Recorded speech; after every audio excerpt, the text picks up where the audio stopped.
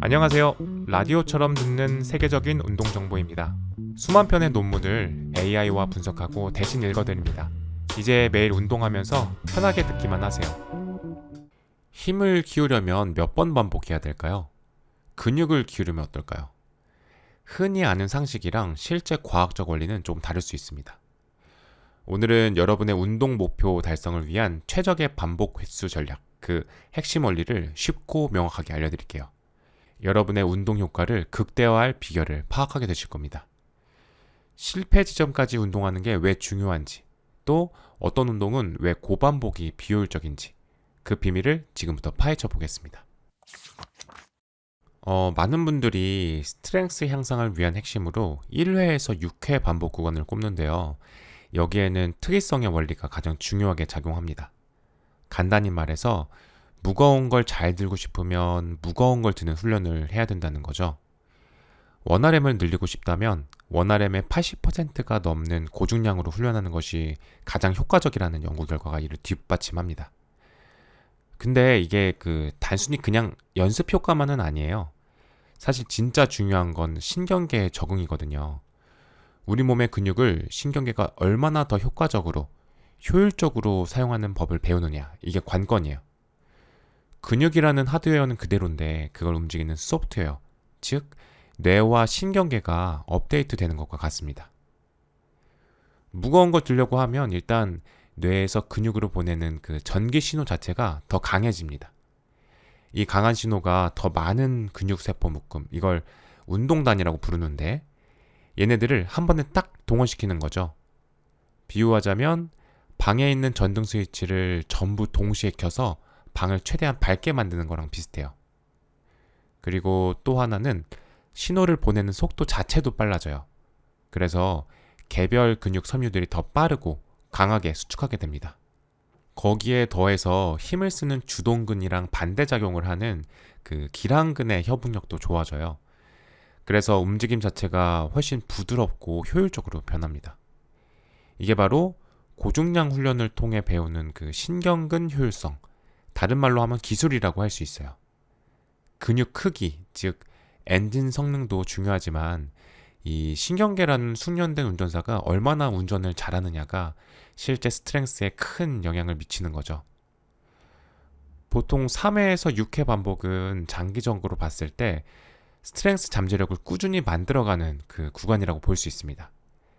대략 원RM의 75%에서 85% 정도 무게로 하는 건데요. 비교적 훈련량도 좀 가져가면서 그 신경계랑 근육 모두 점진적으로 적응하도록 유도하는 거죠. 꾸준히 그 힘의 기초를 다지는 단계라고 볼 수 있습니다. 반면에 그 1회에서 3회 반복은 원RM의 85%에서 90% 이상 아주 무거운 무게인데요. 이건 그렇게 만들어 온 스트렝스를 어떤 특정 시점, 예를 들면 시합 같은 데서 최대한 보여주기 위한 소위 피킹 또는 발현 구간에 더 가깝습니다. 이때는 일부러 전체 훈련량을 좀 줄여요. 그 몸의 피로를 관리하면서 그 최대 무게에 대한 기술적인 완성도나 신경계의 준비 상태를 최상으로 끌어올리는 데 집중하는 거죠. 그래서 이 피킹 기간에 원RM 기록이 확 느는 경우가 있는데 이게 갑자기 없던 힘이 막 생겨서라기보다는 그동안 쌓였던 피로가 싹 빠지면서 원래 가지고 있던 그 진짜 힘이 제대로 발휘되는 거라고 보는 게 더 맞을 때가 많아요. 이 구간에서 훈련하면 당연히 근육 성장도 일어납니다. 특히 이제 막 스트렝스 훈련 시작하신 분들이나 경험이 적은 분들은 이 방식만으로도 꽤 근육이 크는 걸 경험할 수 있어요. 하지만 만약에 목표가 오로지 근육 크기 증가, 즉 근비대라면 이게 가장 효율적인 방법이라고 말하기는 조금 어려울 수 있습니다. 근육을 키우려면 각 세트를 거의 실패 지점까지 밀어붙여서 근육에 충분한 자극을 줘야 하거든요. 근데 1회에서 6회처럼 반복수가 적으면 한 세트 동안 근육이 받는 그 총 자극 시간이나 그 어떤 대사적인 스트레스가 상대적으로 좀 적을 수가 있어요. 그래서 근성장에 필요한 총 자극량, 즉 볼륨을 채우려면 세트 수를 아주 많이 가져가야 합니다. 근데 그렇게 되면 신경계나 관절에 피로가 엄청 쌓이겠죠. 그래서 순수하게 근육만 키우는 게 목적이라면 좀 비효율적일 수 있다는 거예요. 1회에서 6회 반복, 특히 스쿼트나 데드리프트처럼 척추에 직접 부하를 주는 큰 운동들은 신경계뿐만 아니라 온몸에 상당한 피로를 줍니다. 이걸 자극대 피로 비율 SFR이라고 하는데, 이 SFR이 높다고 표현을 해요. 운동으로 얻는 자극에 비해서 몸이 느끼는 피로도가 상대적으로 크다는 뜻이죠. 그래서 회복하는데 시간도 더 오래 걸리고 에너지도 더 많이 필요하게 돼요. 이렇게 피로 비용이 높다 보니까 일주일 동안 내가 소화할 수 있는 총 훈련량 자체가 제한될 수밖에 없어요. 그래서 파워리프팅 하시는 분들 프로그램 보면 그 보디빌딩 스타일 프로그램보다 주당 고중량 리프팅 횟수 자체가 적은 경우가 많아요. 그만큼 회복을 고려해야 하기 때문이죠. 결론적으로 1회에서 6회 반복 구간은 스트렝스 향상의 핵심이지만 그 안에서도 신경계 적응의 원리, 스트렝스를 만드는 구간과 보여주는 구간의 차이, 그리고 자극 대비 피로 비율까지 고려해서 자신의 목표에 맞게 전략적으로 활용하는 지혜가 필요합니다. 5회에서 20회 반복 구간이 왜 근육 성장의 스위트 스팟으로 여겨지는지 알려면 먼저 그 근육이 커지는 원리를 알아야 돼요. 힘을 키우는 원리랑 조금 다르거든요. 근육 성장을 일으키는 핵심 요소 3가지를 먼저 이해하면 좋은데요. 첫 번째는 기계적 장력이에요. 이건 근육이 무거운 무게에 저항하면서 팽팽하게 늘어나거나 수축할 때 받는 힘이죠. 근육 크기를 키우는데 가장 중요하다고들 합니다. 두 번째는 근육 손상인데요. 운동을 하면 근육 섬유에 아주 미세한 상처들이 생겨요. 그럼 우리 몸이 이걸 고치면서 근육을 더 크고 튼튼하게 만드는 거죠. 운동하고 나서 뻐근하게 아픈 게 바로 이것 때문일 수 있고요. 마지막은 대사 스트레스입니다. 운동하다 보면 근육이 막 타는 것 같거나 빵빵하게 부푸는 느낌 있잖아요. 흔히 그 펌핑감이라고 하는 거요. 그게 근육세포 안에 젖산 같은 피로물질들이 쌓이면서 생기는 건데, 이것도 근육한테 이제 성장해야 돼 하고 신호를 보내는 역할을 합니다. 5회에서 20회 사이 반복은 충분히 무거운 무게로 높은 기계적 장력을 만들면서도 운동 시간이 어느 정도 길어지니까 대사 스트레스도 충분히 일으키죠. 근육 손상도 당연히 따라오고요. 이 3가지가 좀 균형 있게 작용하기 좋은 범위라고 할 수 있어요. 흔히 근육을 키우려면 8회에서 12회 반복이 국룰처럼 여겨지는데 꼭 이 숫자에 얽매일 필요가 있을까요? 결론부터 말씀드리면 몇 번 하느냐는 숫자 그 자체보다도 한 세트에서 얼마나 최선을 다해서 노력하느냐가 근육 성장에 훨씬 더 중요해요. 여러 연구들을 보면 세트를 거의 실패할 지경까지, 그러니까 하나만 더 하면 실패한다 이 정도까지 밀어붙인다면요, 5번을 하든 20번을 하든 심지어 30번을 하든 근육이 커지는 정도는 상당히 비슷하게 나타납니다. 헤네만 크기 원리라는 게 있는데, 쉽게 말하면 작은 힘을 낼 때는 작은 근육 세포부터 쓰고 점점 힘이 붙일수록 더 크고 강력한 근육 세포까지 동원하는 거예요. 세트 막바지에 진짜 힘들어지면 아주 무거운 걸 들 때나 동원되는 그 가장 힘센 근육 세포들까지 다 깨워서 일을 시키는 거죠. 그래서 세트 실패 직전에 하는 마지막 몇 번의 반복, 이걸 자극적인 반복이라고 부르는데, 이게 실제 근육 성장을 일으키는 핵심입니다. 예를 들어서 8번 반복하는 세트면 마지막 3번 정도, 20번 반복하는 세트면 마지막 5번 정도가 진짜 중요한 거죠. 그러니까 근비대 구간이라는 건 특정 횟수 범위라기보다는 아주 높은 노력을 기울이는 그 노력 구간이라고 이해하는 게 더 맞아요. 그렇다면 왜 그렇게 오랫동안 8회에서 12회가 근육 키우는 대표 횟수처럼 알려졌을까요? 그건 상당히 실용적인 이유 때문인데요.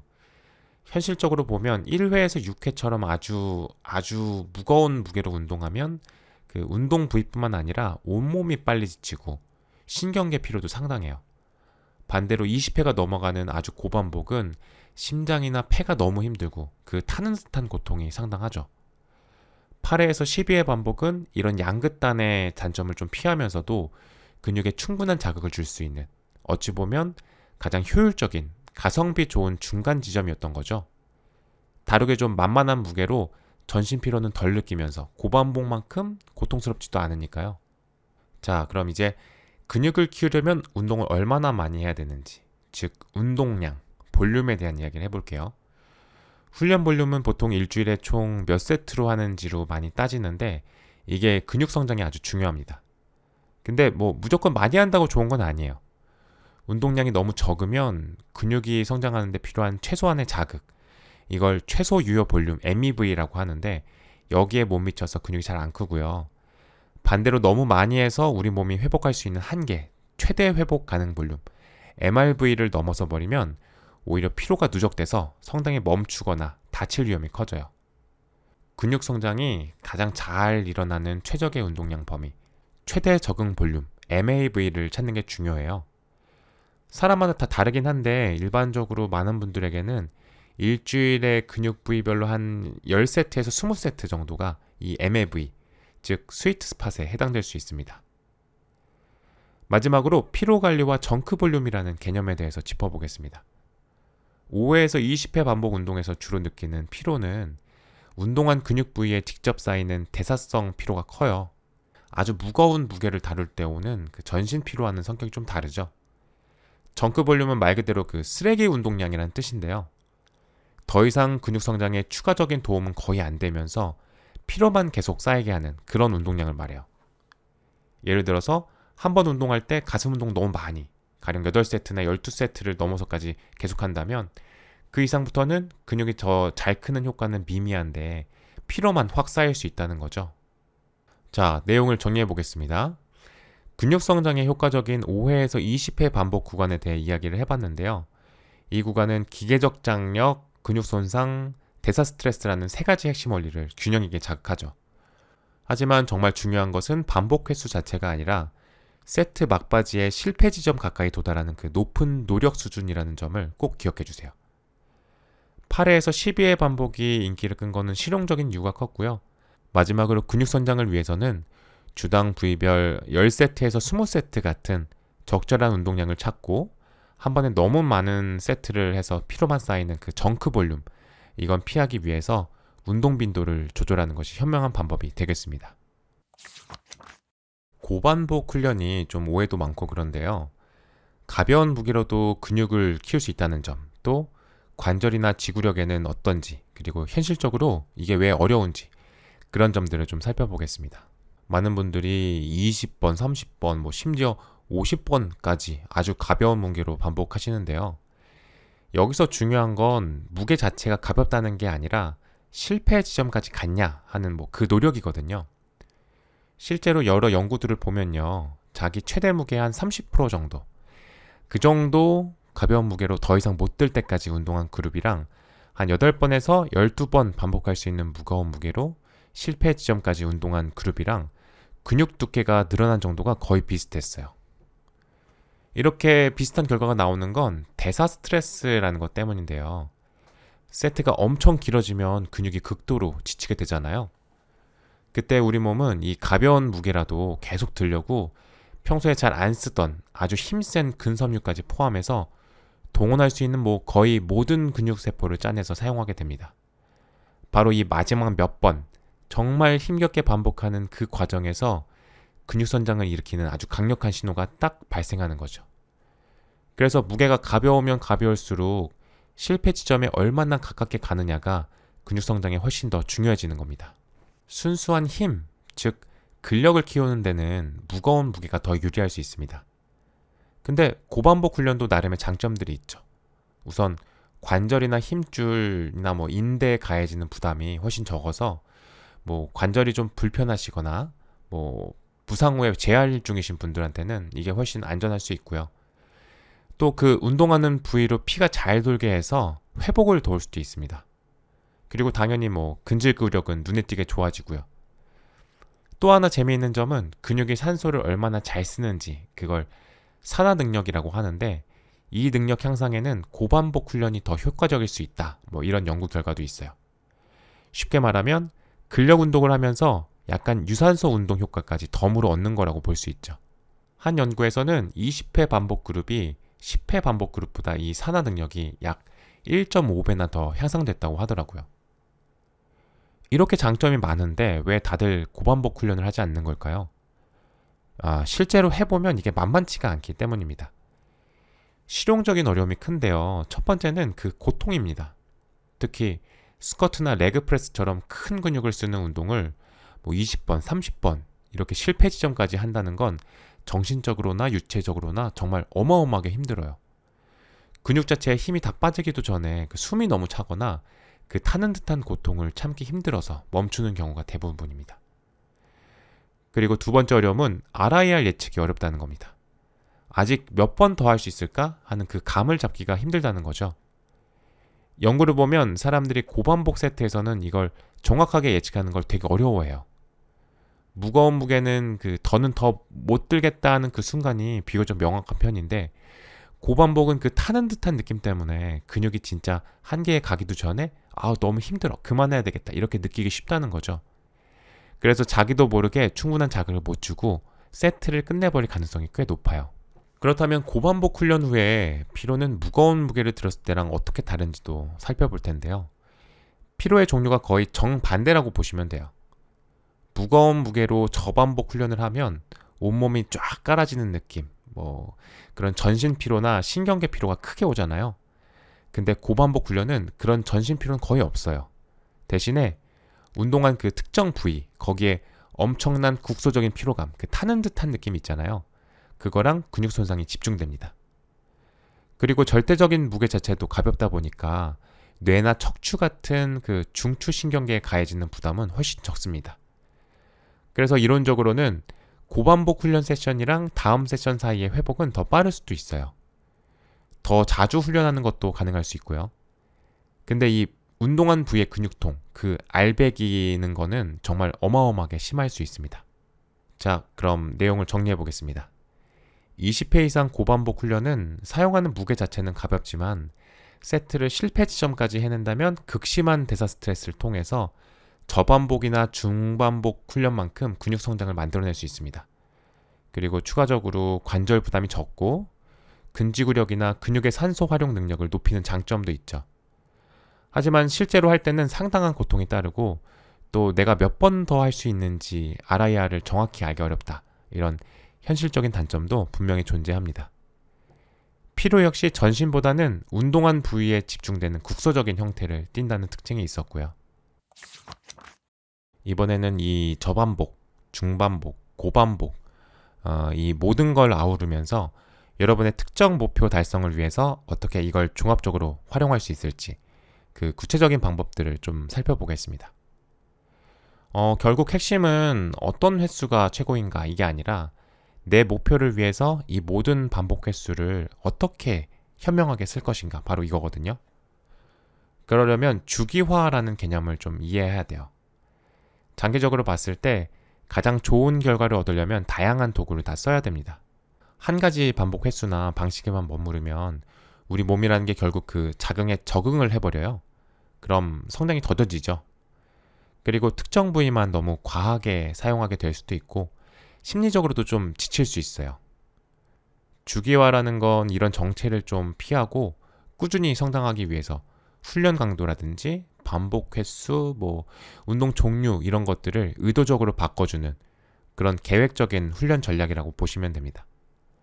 다양한 자극을 계속 주는 거죠. 그렇다면 이걸 실제 훈련에 어떻게 적용할 수 있을까요? 많은 분들이 궁금해하시는 그 근육 크기를 키우는 보디빌딩을 예로 들어서 설명해 볼게요. 근비대가 최우선 목표인 보디빌더라면 전체 훈련의 한 60에서 70% 정도는 5회에서 20회 정도 사이 이 중반복 구간에 집중하는 게 좋습니다.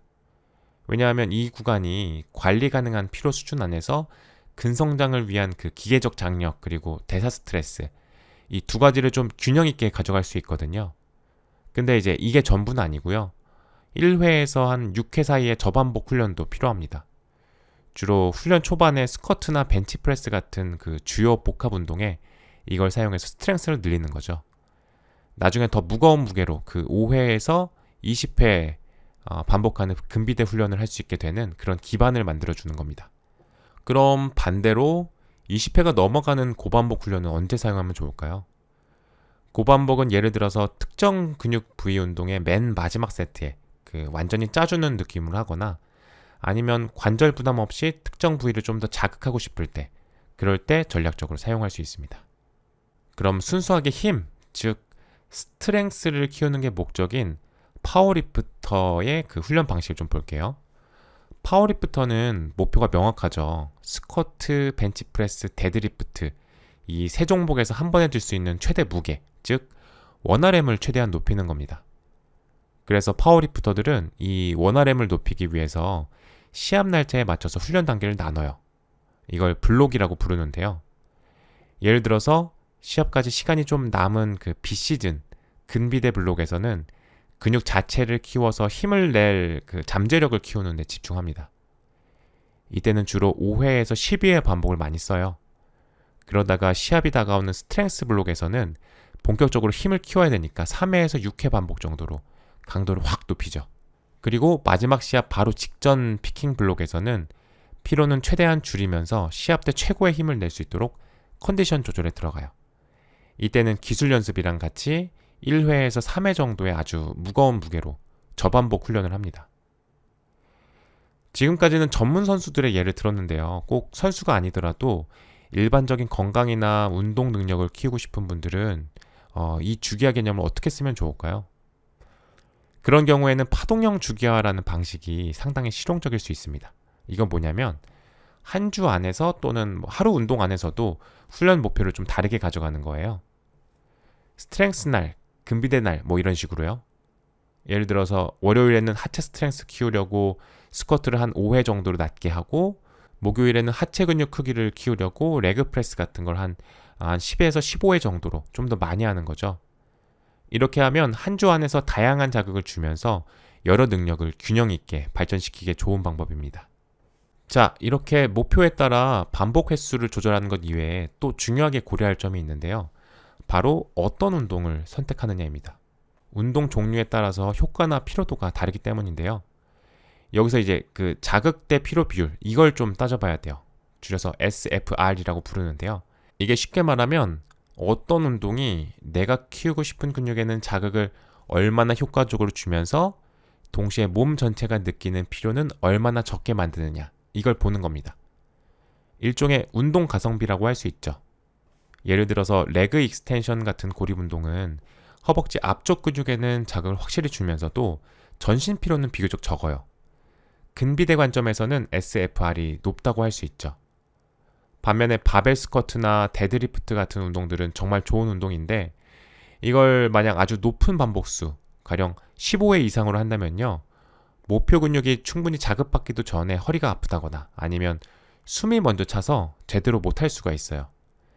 그래서 이런 전신 피로도가 높은 운동들은 근비대만을 위한 초고반복보다는 1회에서 8회 정도의 저반복이나 중반복 구간에서 스트렝스랑 근비대를 같이 가져가는 게 더 효율적일 수 있다는 겁니다. 반대로 머신 운동이나 케이블, 덤벨 고립 운동 같은 것들은 목표 근육을 지치게 하는 데는 효과적이면서 전신 피로 부담은 적으니까 8회에서 20회 또는 그 이상 반복하는 데 더 적합할 수 있고요. 마지막으로 가장 중요한 것, 바로 꾸준히 발전하기 위해서 무게나 횟수를 어떻게 점진적으로 늘려나가야 될지에 대해서 한번 얘기해 볼게요.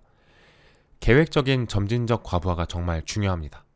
여러 방법이 있는데 아주 효과적이면서 따라하기 쉬운 방법 중 하나가 이중점진이라는 거예요. 예를 들어서 벤치프레스를 8회에서 12회 반복 범위로 운동한다고 해볼게요. 처음에는 3세트 모두 그 8회를 성공하는 걸 목표로 잡는 겁니다. 그 다음 운동할 때는 9회, 그 다음에는 10회 이렇게 매번 횟수를 조금씩 늘려가요.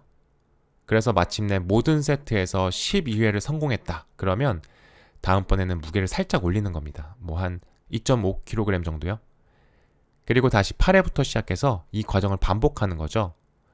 이처럼 횟수를 먼저 다 채우고 목표를 달성하면 그 다음에 무게를 올리는 방식인데요. 이 방법이 특히 근비대 훈련할 때 무게랑 반복 횟수를 꾸준히 그리고 좀 안전하게 늘려나가기에 아주 실용적입니다. 결론적으로 어떤 특정 반복 횟수 구간 하나가 최고라고 말할 수는 없습니다. 각 반복 횟수 구간이 어떤 특징을 가지고 어떤 장단점이 있는지를 먼저 이해하고 주기화라는 큰 그림 안에서 장기적인 계획을 세우는 게 중요해요. 그리고 여러분 각자의 목표, 근육 크기를 키울 건지 최대 힘을 키울 건지 아니면 그냥 건강관리가 목적인지 그리고 어떤 운동을 선택할지 SFR을 고려해서요. 여기에 맞춰서 이 반복 횟수라는 도구들 지능적으로 잘 조합해서 사용하는 거. 이게 바로 꾸준히 발전하는 열쇠라고 할 수 있습니다. 이제 이 원칙들을 여러분의 다음 훈련 계획에 어떻게 적용해 볼 수 있을지 한번 생각해 보시면 좋겠습니다. 운동 정보 너무 많고 복잡하셨죠? 저희가 믿음직한 운동 나침반이 되어 핵심만 정확히 짚어드리겠습니다. 운동하며 똑똑해지는 경험. 구독 버튼으로 지금 바로 시작해보세요. 어떤 주제가 궁금한지 댓글로 알려주시면 저희가 대신 분석하겠습니다. 지금까지 라디오처럼 듣는 세계적인 운동 정보였습니다.